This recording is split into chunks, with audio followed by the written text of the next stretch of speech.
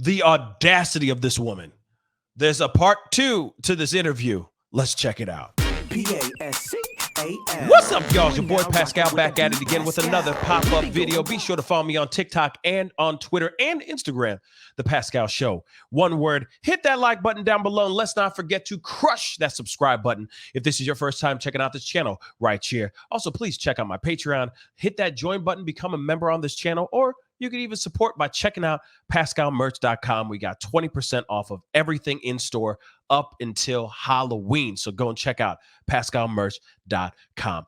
Anyway, we got to jump into this. Let me tell you something, guys. This is some crazy stuff. All right. We just saw in the live part 1 of this interview that this reporter had with Leilani. Apparently, there's a part 2 now. Okay, so there's more.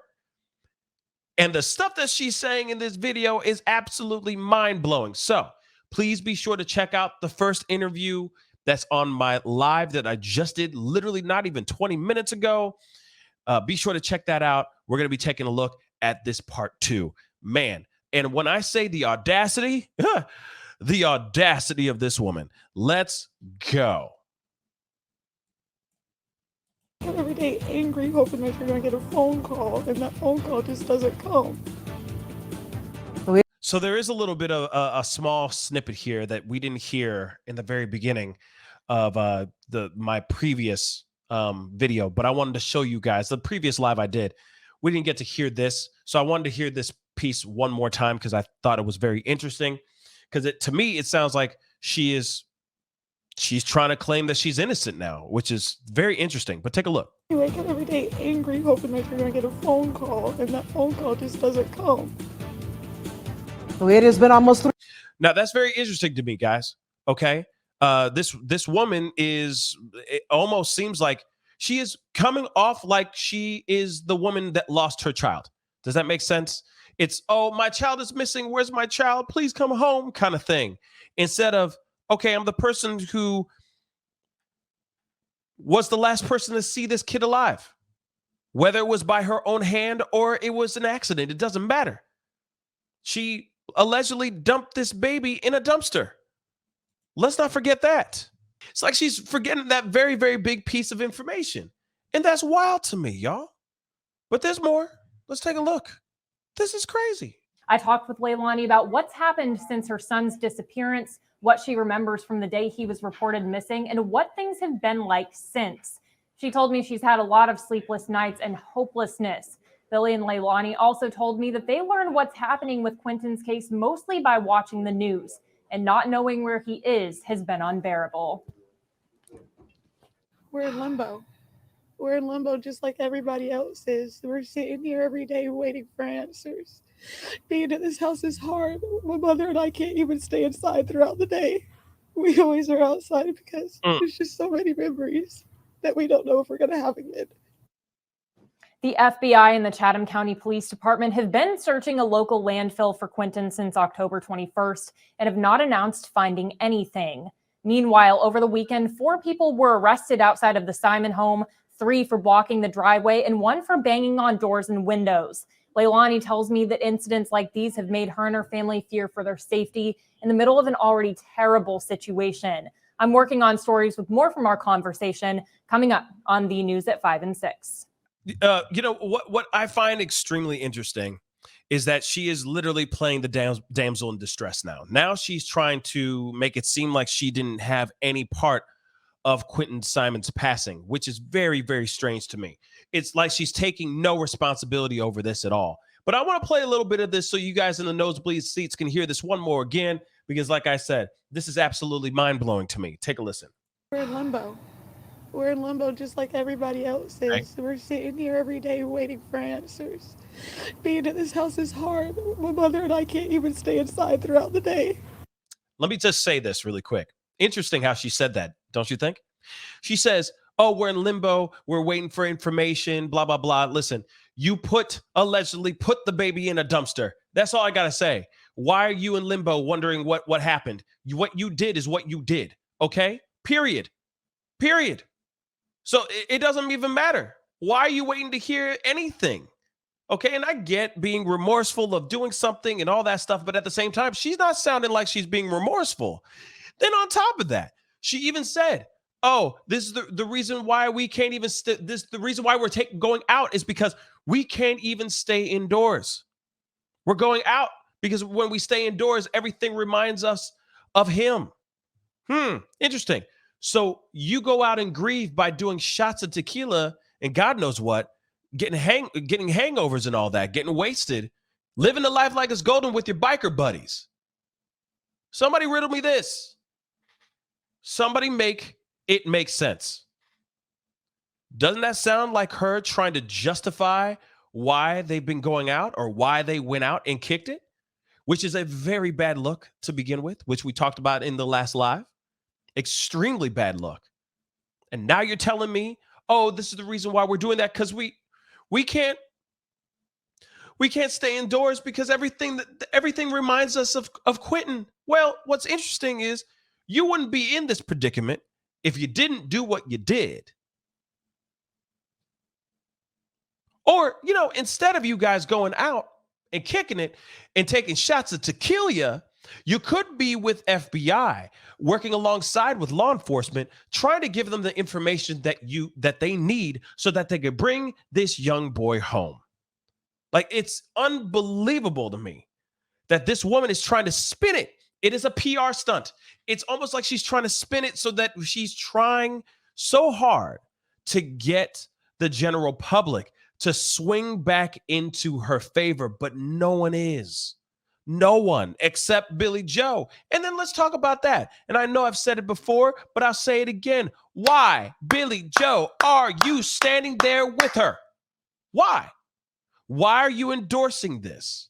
It makes no bloody sense to me at all. None whatsoever. This is a bad look for you, Grandma. Very, very bad look. This is so unbelievably irresponsible. It's mind-blowing. But let's continue. We always are outside because there's just so many memories. We're always outside because of these memories.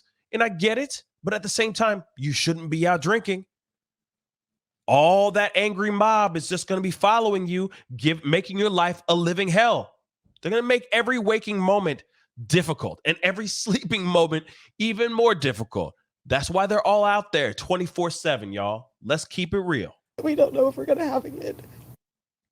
The FBI and the Chatham County You're not going to have that ever again. As much as you sit here and go, oh, I don't know if we're going to ever have it again. You won't. Unless you are able to find Quinton Simon alive. Bring him home in one piece. And you find out that we find out it was somebody else that took this young boy. That's the only time that's the only way you are actually going to find peace. Unbelievable.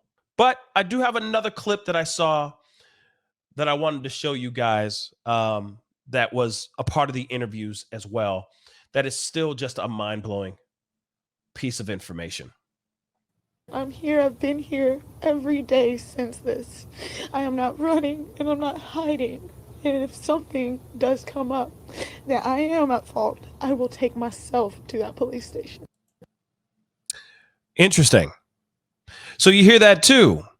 I'm going to play that again. Hold up. I'm here. I've been here every day since this. I am not running and I'm not hiding. And if something does come up that I am at fault, I will take myself to that police station. She is not taking any response. You hear it right here. She is not taking any responsibility. She still thinks she's innocent. Or at least this is the narrative that she's throwing out here. This is what's so confusing about the situation. We saw Billy Joe send text messages, allegedly, to somebody saying that Leilani did it. She just doesn't remember how she did it. This is what Billy Joe said. So I still wonder what was the conversation that they had together to make Billy Joe sway back into being on Leilani's side, if she's even on Leilani's side. But at the same time, why is she standing next to her? Why is she with her? And now why is Leilani singing a completely different tune? She is full on playing the role of that character in that Lifetime movie of the mom that lost their boy. She's not playing the person who did something terribly bad and broke some laws and took the life of a young boy.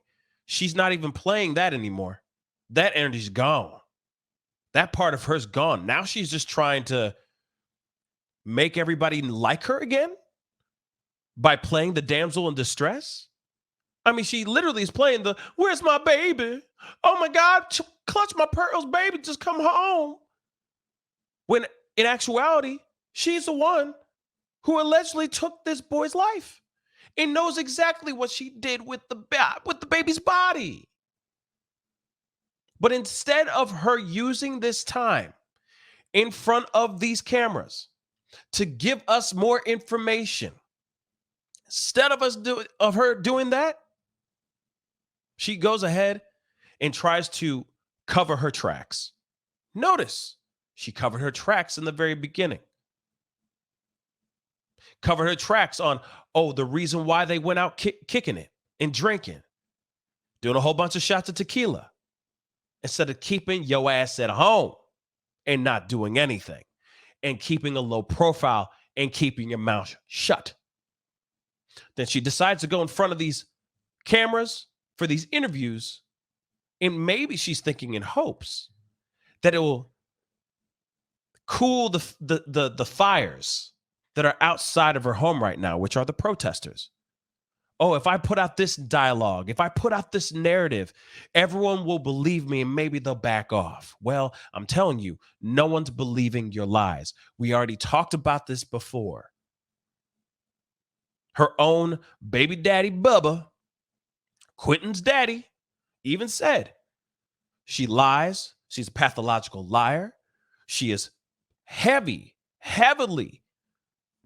saturated in her own addictions and will do anything she can to get to her next fix and not get in trouble. She will throw him under the bus over and over and over again, which she's already done countless times and has done in this case, and also threw Danny under the bus as well, and the babysitter under the bus. So you tell me, is this the face of somebody you want to believe?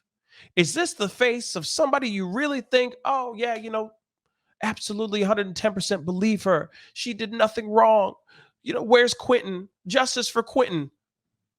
I'm going to tell you, hell to the no, okay? This woman is making things up and is trying to play us. That's what I think.